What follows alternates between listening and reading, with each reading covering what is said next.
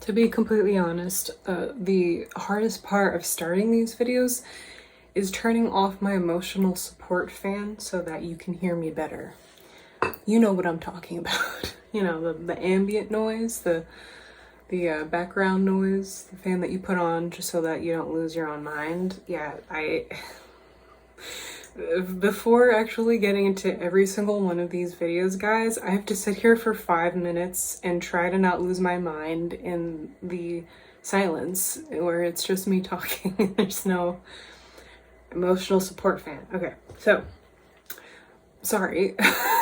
Let me get to this video. This video is gonna be chill. I'm just going to, I tried to like make this more structured because I am talking about some literature today, and I was like kind of trying to get myself into the headspace of like giving a book report and, just, I don't know, that's like my knee-jerk kind of approach, I guess you could say, to talking about a topic like this.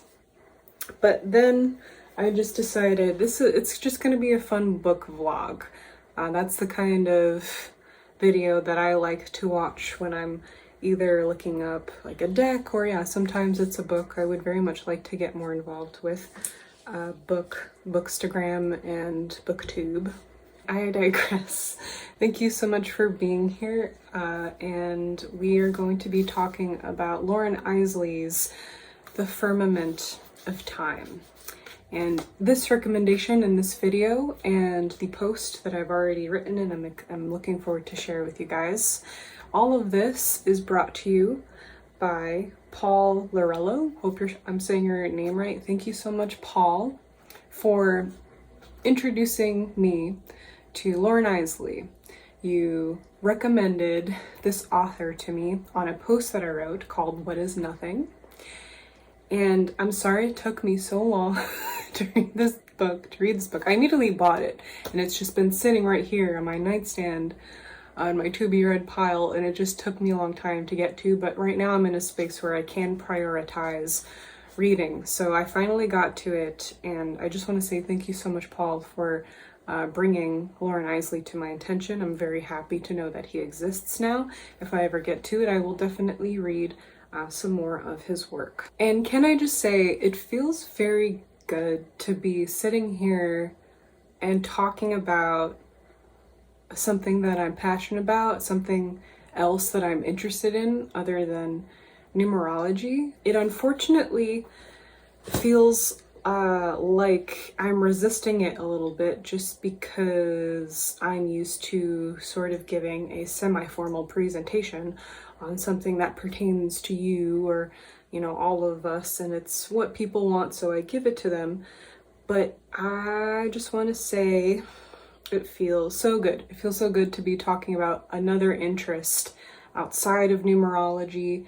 It feels good to have Substack, have a community of people who do thoroughly enjoy reading. And I've never had a community like that. So if you're new here, welcome. I will be sharing more videos like this, whether it's something that I'm reading or if it's a thought that I'm having on spirituality or consciousness or something that I'm noticing that I want to talk about. I will be making more videos like this, not just surrounding numbers and how they are pertaining to us. So if that is interesting to you, please subscribe, please like and comment, because without that, unfortunately, no one will find my content. And thank you to all of you who already do that. It helps immensely. So where to begin? I guess just to give some context as to how I like to read, what I like to read, to start off, just so that maybe it'll help you decide if this is something that you want to dive into. But I am the kind of reader who very much likes to consume books like one would drink wine. It unfortunately makes me a very slow reader because I will read a paragraph or two and then just sit there or ruminate on it for the rest of the day. I'm unless it's like I'm just trying to get to information, you know, like if I'm reading a scientific article and I'm just trying to get to the point, then I'll read very fast. I'll kind of like summarize it, etc. But if I'm reading any kind of book, I, yes, will sample the words. I will sit in them for quite a long time, analyzing the syntax, the structure of the sentence. When I read, very much inadvertently, like subconsciously, it's not something that I try to do. It's just something that I have done since I was young, and after reading so much, because I was a young reader. I would read all kinds of stuff, but I tend to, while I'm reading, try to get inside the head of the author. So, and that is probably one of the reasons why I love reading philosophy so much, because obviously the mind of philosophers and, you know, people who are involved in the sciences, you know, people who are just thinkers in general, it doesn't have to be just philosophy. People who write, those kinds of people who write books, those books tend to be my favorite, because to me, just to me, it is kind of a little window into their psyche. Again, not just based on the kinds of stuff that they're writing and what they're saying, but everyone has a cadence and everyone has like a certain sentence structure and a voice when they write. And I find that fascinating. I'm very much interested in psychology. I think that that's what makes me such a good numerologist a lot of the time, is just simply, first of all, having read a lot of books on psychology, being someone who was very observant and therefore able to kind of just make a lot of in-depth observations for people's motives and people, you know, just generally what is happening inside people's heads and how that affects them and everybody else. So again, if any of that piques your curiosity, or you relate to that in any way, or you would, you know, if you like that perspective and you're a reader, I highly recommend trying that the next time that you read, especially if it's a nonfiction book. You know, don't just read the pages. Consider the author. Consider, you know, what brings a person to write a story like that, because that is it's like another story within a story. It's the creator and the creation, and so that is it. Another kind of element that excites me while I'm reading, aside from just like you're opening a book and you're reading words and what is trying to be conveyed. So a quick introduction into Loren Eiseley for those of you who don't know him. He was born in 1907 in Lincoln, Nebraska. He was a professor, I think predominantly at the University of Pennsylvania, but he might have taught other places, I'm not sure. And he was a naturalist, a philosopher, an anthropologist, etc.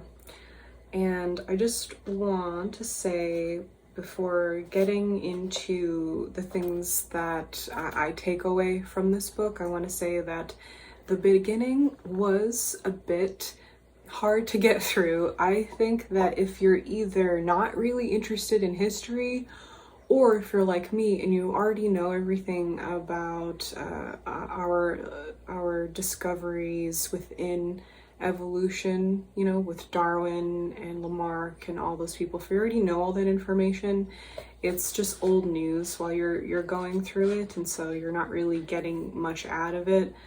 However, it was worth it when I got to the second part, especially the last two lectures that he has in here. I understood why he had to go through that analysis to get there. And you know what, that brings me to the first point that I want to talk about. We don't see things as they are. We see them as we are. And that is a quote from, I think, Anais Nin, if I'm pronouncing it right. I don't know how to pronounce their name, but while I was looking up this quote too, a few potential people came up too, so it's a little bit confusing. but it doesn't matter. We don't see things as they are, we see things as we are. And as Isley was, going through everything regarding our discoveries within evolution, he's bringing in the scientists and the creationists. It's religion and science kind of like going head to head, people who are religious, who are in the scientific community, having a lot of inner conflict, not really sure how to interpret, all the new discoveries that was going on. And when we examine historical events and things like that, it shows a huge mirror up to ourselves in how humans are very unwilling to accept new discoveries, how they are stuck. I think we are stuck seeing the world as we are and having that shade our perspective in a lot of ways that we're not really aware of. So I wrote here that through Isley's philosophical approach to scientific advancements within the theory of evolution, a large mirror is held up to human nature. And yes, we are reminded of these issues of ego that we have. And I'm going to try to not read the entire book to you because there's quite a lot of annotations in here. I am honestly sitting here a little bit overwhelmed thinking about how I could make an hour-long video just talking about, pieces of the book and, my thoughts on them. And I'm trying to not torture you guys. But the first thing that I want to quote is that he says, "The problem which caused such a hesitation among the 18th century students of animal life, therefore, was how to explain the apparent irrationality and waste involved in the discovery of extinction. Why would a supremely rational God reject and repudiate his creations?"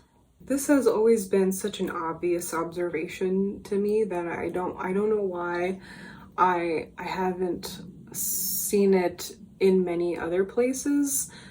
But yeah, Christians, it depends on the person, but yeah, Christians typically believe that God created man in his own image.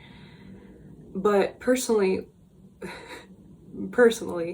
when closely examining human nature, as Isley has done, I could never shake off the feeling that man instead has invented or created God in his image.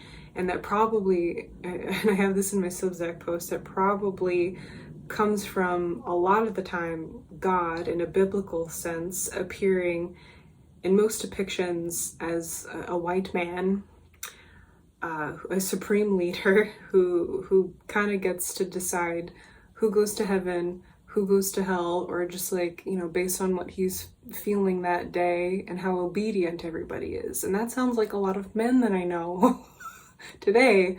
That sounds like a lot of historical men that I know today.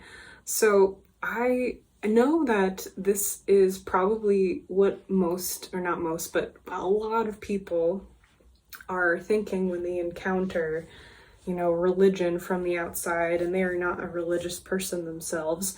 But I don't know why we haven't confronted it publicly, as a whole yet. I'm sure we're all internally having these thoughts, but I've never really seen that spoken of a lot. And when I read books like this is what it reminds me of. And in my book, Metanoia, I have not gotten to that character yet, but this is one of the things the character struggles with, is understanding and wrapping his head around religion. And this book is going, I think, to help me a little bit with that, whether it just be, reading from the time period that he's born in, which is this, or what have you.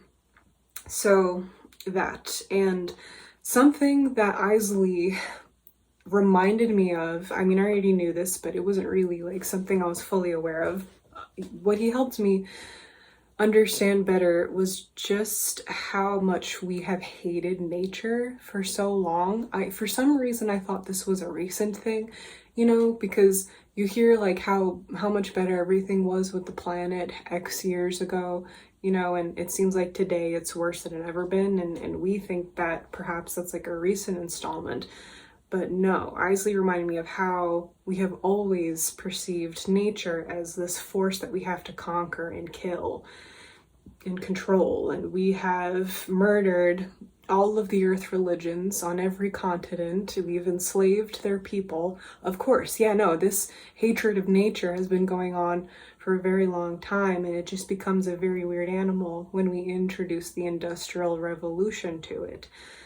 So that, and also I think one is eventually led to believe after this conversation, right, how science was supposed to be or could be a way out of this dogma, this religious dogma, maybe even imperialism. But Isley he talks about, you know, things that he's observed within science that I have observed myself, being someone with a science background and being someone who worked in natural resource management. I am in the environmental sector, and who also likes to philosophize. But he basically, you know, describes how science has viewed in this book the earth as a machine, and all of its things are like machines. And it's science often, and still does, tends to reduce the things around them to understand it better, rather than expanding one's awareness, oneself, to meet the totality of everything, the universe. We have not introduced like connection and consciousness into these realms yet. We have just this very, you know, going back in time, this very strange animal called religion, and then science, which is a really much better approach. Yes, the scientific method, this makes sense, this is good. And then like ultimately somehow developing a dogma within that because of everything that I just explained. So yeah, I wrote here that without realizing it, we've inadvertently othered ourselves, you know, from nature. Nature, even in science, is this thing that's outside of ourselves, and it's still something to overcome and not work with. And that was my experience working in the last jobs that I've worked at. Right now, I don't have a job, but for the last 5 years, basically, I was seeing this situation where all of the we couldn't have solutions because nothing was integrated. It was an understanding, like fixing things in a holistic way and addressing root causes, because we don't have a society that addresses root causes. And it really actually does, as naturalists remind us of having this third dimension of connection. We are, you know, that spirituality does have a role in all of this. And I think that we have confused spirituality with religion, and that's why we stray away from it and try to keep that separate from science. But I think the scientific method, personally, is a spiritual thing.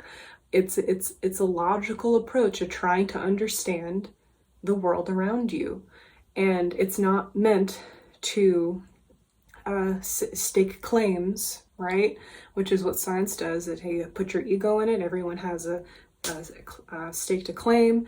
Everyone, especially if you're talking about like medical research, then money is involved, and people are very much unwilling again to accept new discoveries. When the point of science, which is the next point that really Isley made, I think, is that it's supposed to be rewritten over and over again. So yeah, people say all the time, well, I believe in science. And I'm like, me too. But what science are we talking about? Is it, like I said, the science where we're staking claims and things and bringing our ego into it and wanting to make money off of it? Or is it the kind of science that is meant to be rewritten over and over again, and it's supposed to be fluid, and it's just right now the best answer that we have, but that's going to change again soon. Because I 60 years later personally see this disconnect, and even 60 years later it is the same, where yes, Isley, you were right, and unfortunately nothing has changed, and we kind of just like continued on that crooked trajectory, and this is what it looks like now, but it's basically the same. And then here's the kicker: we have mistakenly tied our advancements in technology to ethical advancements. We have linked those together. And I have said this before, and I'll say it again. Progress doesn't look like how many toys we have, but our willingness to create a world that's worth living in for everybody. Today, we have more toys and less humanity, and it appears that nothing has changed since the dawn of science and the Industrial Revolution.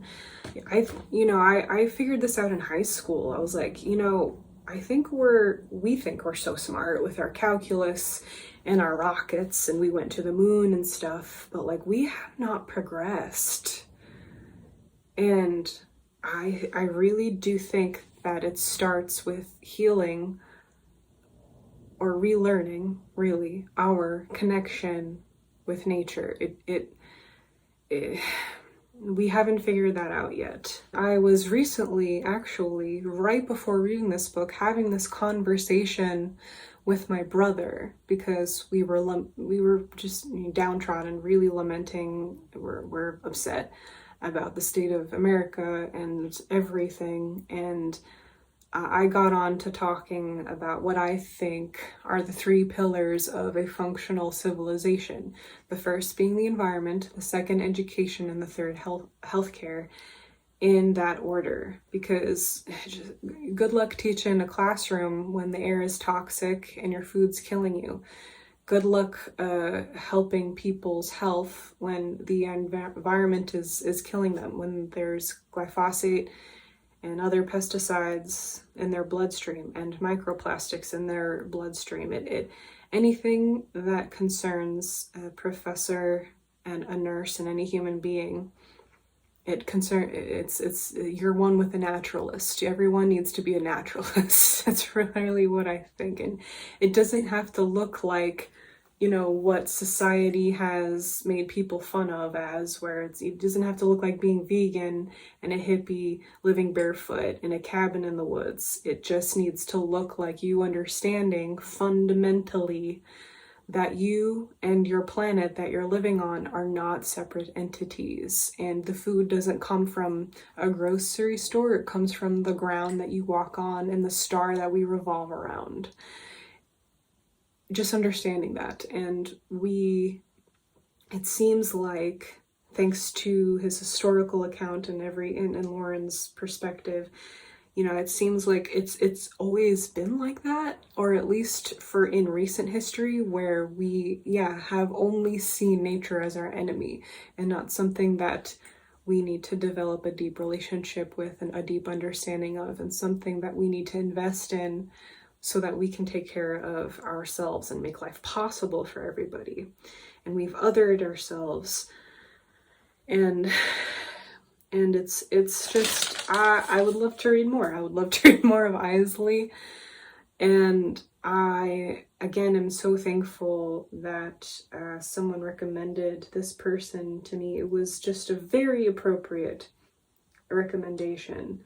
And I am a bit appalled and upset that me, just some random lady 60 years later, has made the same exact observations and nothing has changed. To be brutally honest, that is the main thing that I am personally struggling with on a day-to-day basis, guys. I don't know about you. I don't know what your mental struggle, what your mountain is, but my mountain has been trying to work through the feeling and the understanding that nothing will ever change because nobody wants to change. And unfortunately, I don't have like a hopeful outlook for that. It is just something to express right now, just something to talk about, because I think that many people are probably feeling the same. So if we at least, just vent about it, we can go on and do another day and see, what happens. And I'm gonna wrap up this video with something that I wrote in the Substack post, the last paragraph that I have, at least right now. It says, "I would like to just say that there are so many ways to get to the same place on the landscape of metanoia. It may be through a religion, the scientific method, or a walk through a maritime holly forest. In fact, it may be that the only thing leading us astray on this landscape is thinking there can only be one path, where the destination is singularly pedantic.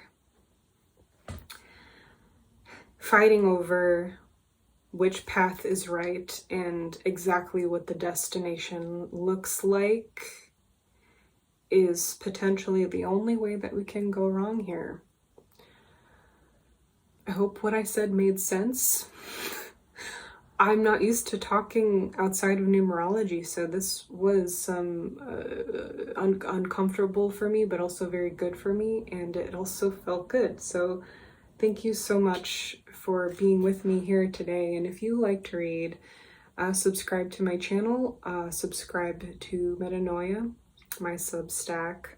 There is a way to isolate the sections that you want to read on my Substack. So maybe you only want to hear about the books that I'm reading. You can select that because I post a lot of different kinds of things on there. Sometimes it's something on numerology, which is really just my perspective for the month. Sometimes it's my work of fiction, and sometimes it's a journal entry. Sometimes it's about writing. So just know that if you're interested in any of those things, that is on my Substack. I highly recommend checking that out.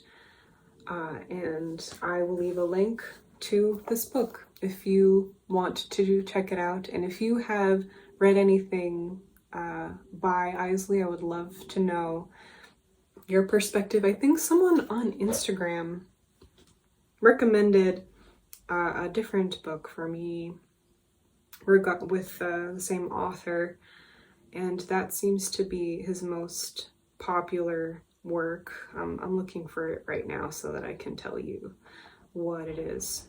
Yes, The Unexpected Universe.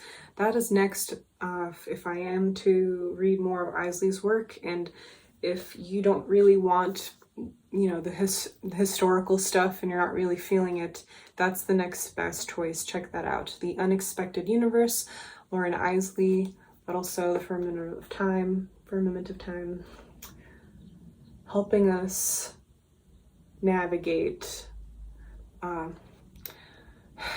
moral dilemmas within science and spirituality and everything in between.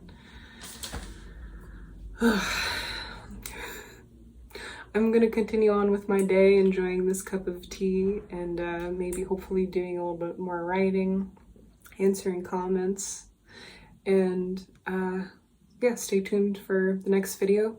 Not really sure what it's going to be next, but I'm enjoying just doing this spontaneously with you guys in the meantime. I will see you all soon. Take care.